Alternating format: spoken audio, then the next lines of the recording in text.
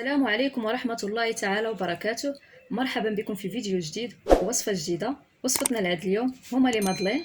شكون اللي ما تعجبوش لي مادلين غادي نشوفهم معكم بطريقة جد مبسطة ومقادير موجودة في كل بيت، نقدروا نقدموهم بأشكال مختلفة. فنخليكم مع الفيديو حتى الأخير. بالنسبة لهاد لي مادلين إن شاء الله غادي نحتاج لهم عندي هنايا 200 غرام من الدقيق الأبيض أو الدقيق الفورس، 130 غرام سكر سنيدة، 200 غرام زبدة دايبة من نوع جيد، 3 البيضات، 60 غرام من الحليب السائل، معلقة كبيرة من العسل، القليل من الفانيلا السائلة وممكن تعوضوها بالسكر بني، 9 غرام من خميرة الحلويات، معلقة كبيرة عامرة من ماء الزهر، عندي هنايا معلقة كبيرة من عجينة الفستق تتبقى اختيارية، عندي هنايا معلقة كبيرة من عصير الحامض الأخضر، وعندي هنايا قشرة واحدة من الليمون الحامض. من الأحسن يكون اللون ديالو أخضر، يكون أحسن، تعطي واحد النسمة زوينة لهاد المادلين. في إناء أنا هنا وضعت سنيدة غنضيف عليها البيض، نحرك هاد العناصر جيدا،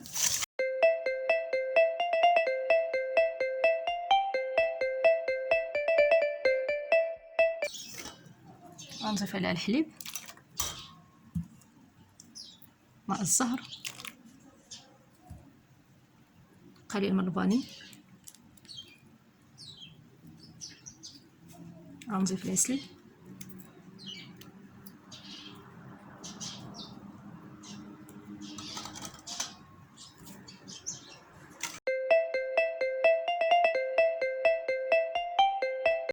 غنضيف الخميرة،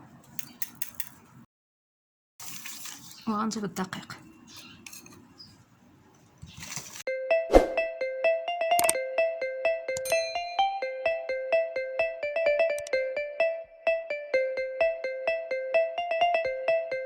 في هاد الاثناء غادي نحاول اني ندخل هاد الزبده كلها هي في هاد لاباري هادي.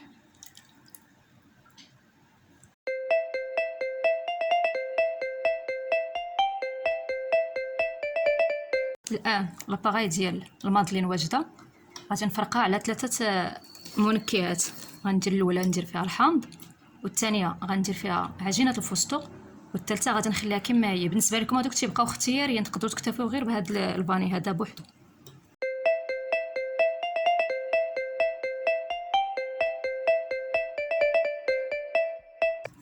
كما تتشوفوا هنا الاولى درت فيها عصير الحامض وقشر الليمون الحامض، غادي نحتفظ بها على جنب. الثانيه غندير فيها عجينه ديال الفستق، غادي تتبقى غير اختياريه اضافه مني، ولكن تتجي زوينه في المادلين هاد لاباط بيستاش.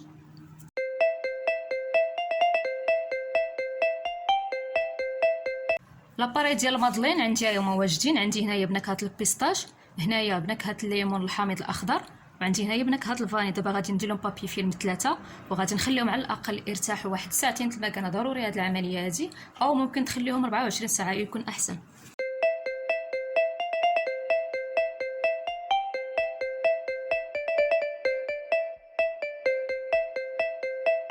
لاباغي ديال المادلين ديالي بعد ما باتت ليله كامله انا درتها هنايا في 3 بوش باش نقدر نخدم بها.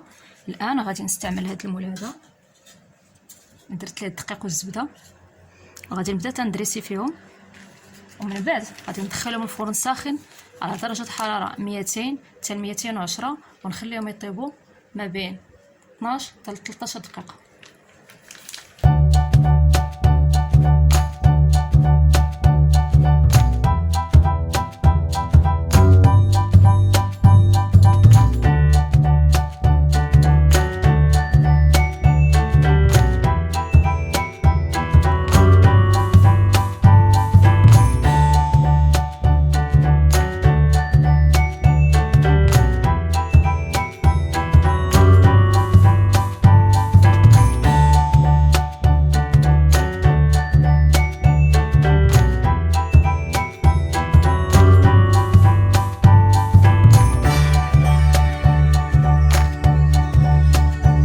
المادلين بعد ما طابوا تيجيو على هذا الشكل هذا.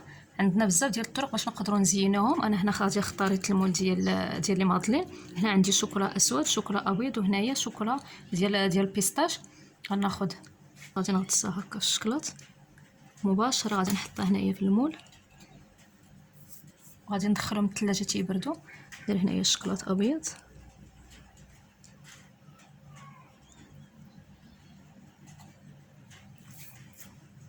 هادو تيبقاو غير كاضافات، ممكن تخليهم غير هكا على شكل الشكل ديالهم هكا طبيعي.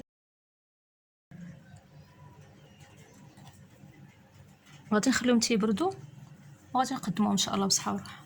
هذا هو الشكل النهائي لوصفه اليوم. مادلين جميلين بزاف في الشكل، كما اننا نقدروا نبدعوا في طريقه التزيين ديالهم بعده طرق مختلفه حسب الرغبه وحسب المتوفر في البيت. فنتمنى تعجبكم هذه الوصفه ديال اليوم وتحاولوا تجربوها في البيوت ديالكم، وانا متاكده انها غتنال استحسان الاطفال ديالكم. فما بقى لي الا نقول لكم دمتم في رعايه الله، الى اللقاء.